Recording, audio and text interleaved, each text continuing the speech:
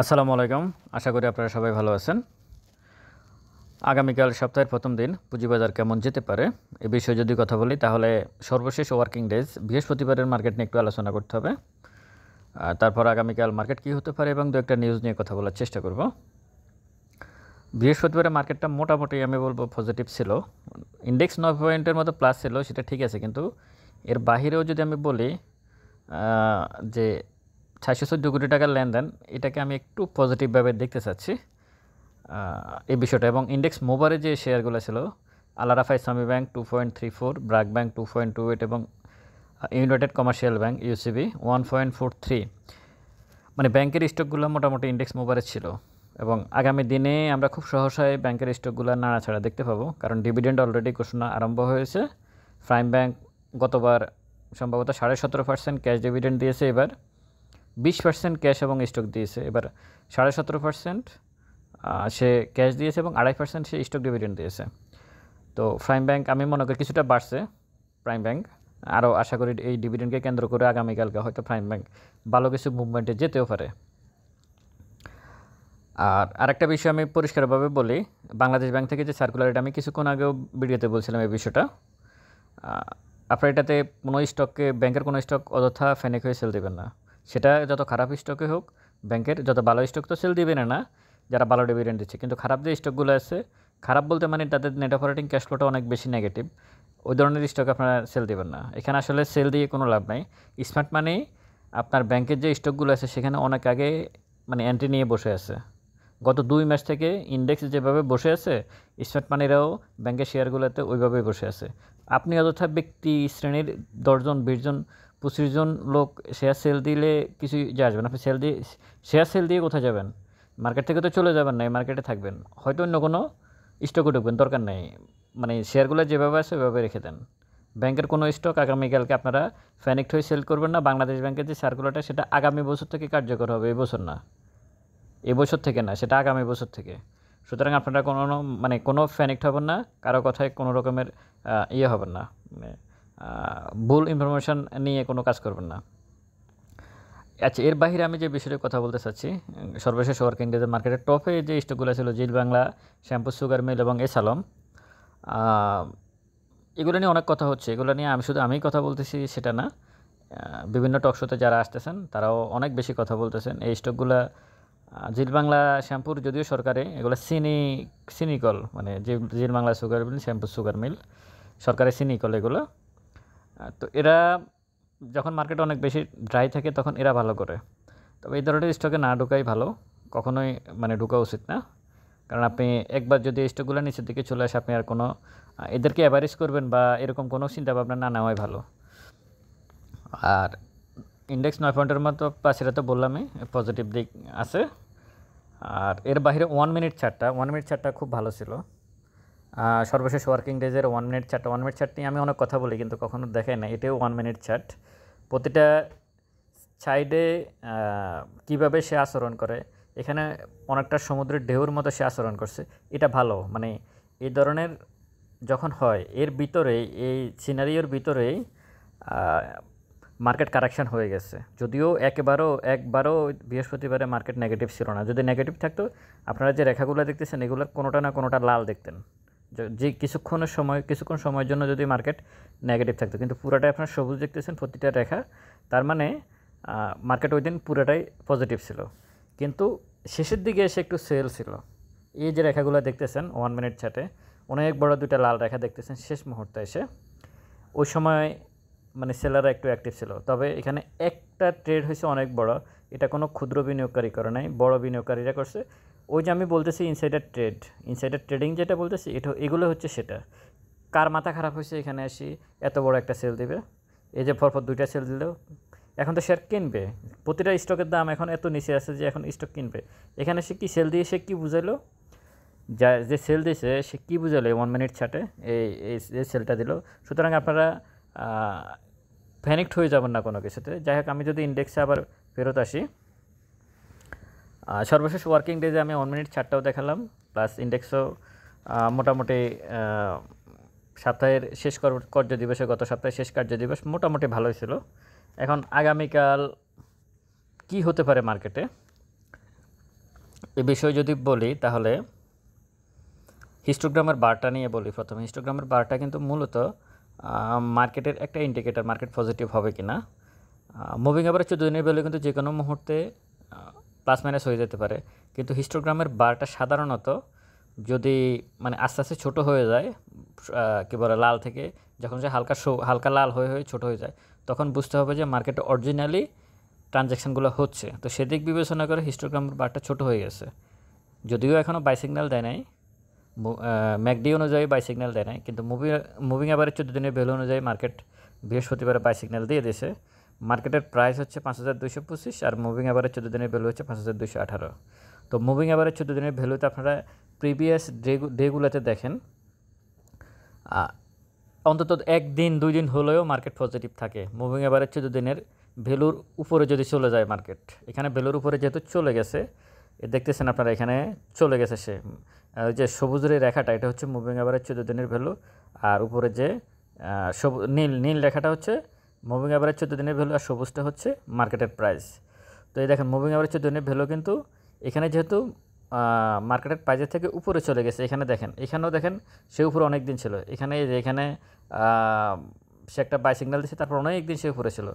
এখানেও সেম দেখেন, এখানে যে আসলো এখান থেকেও আরেকটা ক্যান্ডেল সবুজ ক্যান্ডেল করছে, ঠিক আমার হাতের বামে একদম সর্বশেষ যেটা দেখেন সেখান থেকেও কিন্তু 3টে সবুজ ক্যান্ডেল করছে।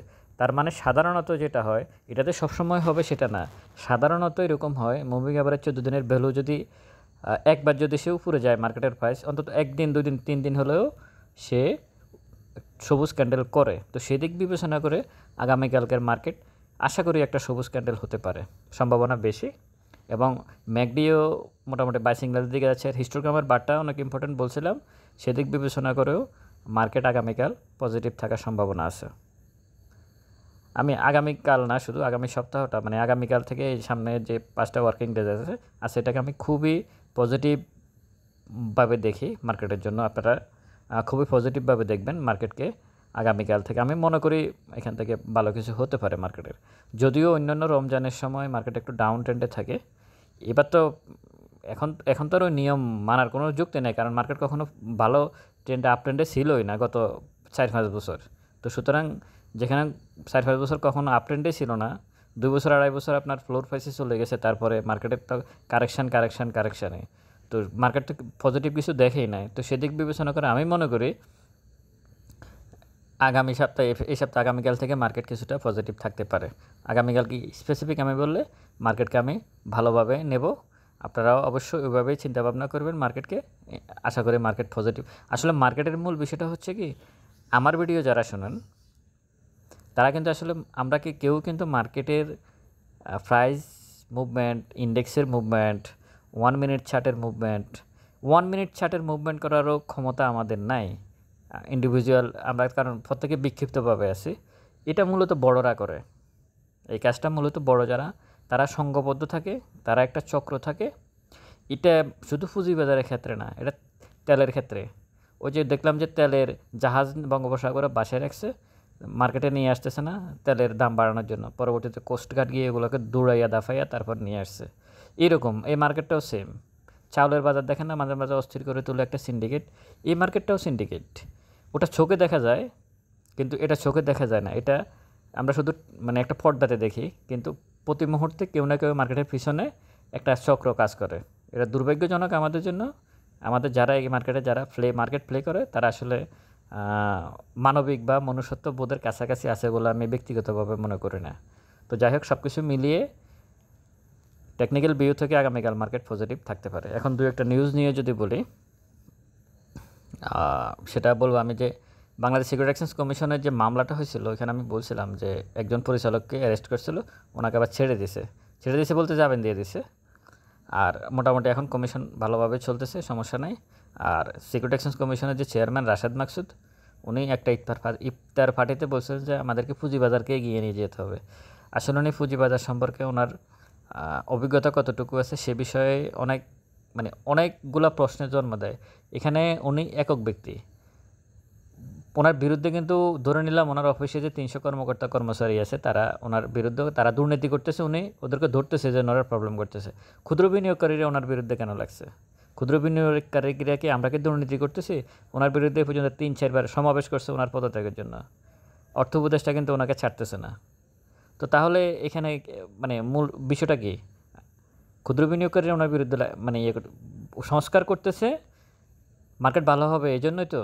মানে উনি যারা ওনার পক্ষে আছেন, আমি ওনার পক্ষে, উনি কিছু ভালো কাজ করতেছে। যে যেমন এই যে ডিভিডেন্ডের ঘোষণাগুলো সঠিক সময়ে আসতেছে, ইপিএসগুলো সঠিক সময়ে আসতেছে, অবশ্যই এগুলো ভালো, এগুলোর জন্য উনি ধন্যবাদ পাবে। কিন্তু উনি বলতেছে মার্কেট ভালো করার জন্য কিছু সংস্কার করতে হবে, তাহলে মার্কেট ভালো হবে। সংস্কারের নমুনা কি এটা যে জিন Bangla sugar mill, shampoo sugar mill, এসালম, এসপি সিরামিক এগুলো হল্টেড হবে? এটা কি মানে মার্কেটের কি বলে ভালো, মার্কেট ভালো হওয়ার লক্ষণ? এগুলো গত 2 মাস ধরে তো একই অবস্থা। উনি আসার পর থেকে টপে যতগুলো, রাশেদ মাকসুদ কমিশন আসার পর থেকে প্রতিদিন টপে যে স্টকগুলো আছে প্রত্যেকটা স্টকে এটার বাজে স্টক ছিল। এখান থেকে অনেকে লাভ করতে পারেন, লক্ষ টাকা কোটি টাকা লাভ করছেন, সেটা ভিন্ন বিষয়। কিন্তু প্রতিটা স্টক হচ্ছে বাজে। আপনারা কি একজন অ্যানালিস্ট, আমরা যারা এখানে মার্কেট নিয়ে কথা বলি, আপনারা কি একজন অ্যানালিস্টকে দেখবেন যে এই স্টকগুলো নিয়ে কথা বলতে, যে গত 2 মাসে যে স্টকগুলো বাড়ছে? এই স্টকগুলো নিয়ে কেউ কথা বলে না। হয়তো ট্রেডিং পারপাসে 2-1টা কথা বলতে পারে, কিন্তু ইন্ডিভিজুয়াল আপনাকে কখনোই ইন্টারনালি আপনাকে হয়তো কিনাইতে পারে তারা, কিন্তু কখনও তারা তাদের চ্যানেলে এসে এই ধরনের স্টকের পক্ষে সাফাই গাইবে না, এটা গায় না কেউ। যে স্টক নিয়ে কথা বলতে লজ্জা পায় সেই স্টকের প্রাইস বাড়তেছে আর কমিশন বলতেছে সে সংস্কার করতেছে। তো যদি সংস্কারের নমুনা হয় তাহলে কিছু বলার নাই। যাই হোক, সর্বশেষ আমি এইটুকুই বলি, আগামীকাল রবিবার, রমজান, আশা করি মার্কেট আগামীকালকে পজিটিভ কিছু হবে, মানে ইন্ডেক্সটা পজিটিভ থাকবে। দোয়া করবেন যাতে ভলিউমটা বাড়ে। এই 700 কোটি 750 কোটি টাকার ভলিউম দিয়ে কিছুই হবে না। মার্কেটে অন্তত 1000 কোটি টাকার ভলিউম দরকার। আমাদের এই মার্কেটে যে 700 কোম্পানি আছে এদেরকে যদি টেনে তুলতে হয়, আপনারা দেখতেছেন একবার মানে বাড়তেছে এরপর আবার কমে যাচ্ছে। এটার মূলত কারণ হচ্ছে কিন্তু ভলিউম। কোনো স্টক কিন্তু সাধারণ এরকম অবস্থা ছিল না আগে। আপনারা যারা নতুন আসছেন মার্কেটে, আপনাদেরকে একটা কথা বলি, আপনারা এখন খুব মানে একটা প্রবলেম মানে ফেস করতেছেন, সেটা হচ্ছে স্টক কিনতেছেন, পরের দিন বাড়তেছে, পরের দিন কমে যাচ্ছে। কিন্তু এটা কিন্তু আগে ছিল না। আগে কিন্তু একটা স্টক বাড়লে কিন্তু 4-5 দিন 6 দিন কিন্তু একটা সেক্টর কিন্তু মুভমেন্টে থাকতো, এরপর গিয়ে সে কমতো। অনেক সুন্দর একটা সিস্টেম ছিল। এখন সেই সিস্টেমটা নাই, এখন বাড়ে তো কমে। আপনারা আগামীকালকে জেনারেল ইন্স্যুরেন্স সম্পর্কে একটু সাবধানতা অবলম্বন করবেন। জেনারেল ইন্স্যুরেন্স যারা আছে, যদি প্রফিট থাকে আমি মনে করি প্রফিট টেক করা ভালো, কারেকশানে চলে যেতে পারে। এর আগের দিন কিন্তু লাইফ ইন্স্যুরেন্স কিন্তু বাড়ছিল, পরের দিন কারেকশানে। এর আগে মিউচুয়াল ফান্ড বাড়ছিল, পরের দিন কারেকশানে। ব্যাংকের প্রাইস একদিন বাড়ছিল, আমি বলছিলাম পরবর্তী যে ব্যাংকের প্রাইস আপ হবে, কিন্তু আর হয় নাই। ওই একদিন বাড়ছিল, 600 কত কোটি টাকার লেনদেন হয়েছিল, 646 কোটি টাকার মনে হয়। এরপর পরের দিনে আবার কারেকশানে, সে যে কারেকশানে এখনও কারেকশানে। তো তাহলে মার্কেট এখন এই মুহূর্তে এভাবে চলতেছে, প্রফিট খুব কম, প্রতি মুহূর্তে প্রফিট টেক করাটাই বুদ্ধিমানের কাজ হবে। ভালো থাকবেন সবাই। ভিডিওটা ভালো লাগলে শেয়ার করবেন। আসসালামু আলাইকুম।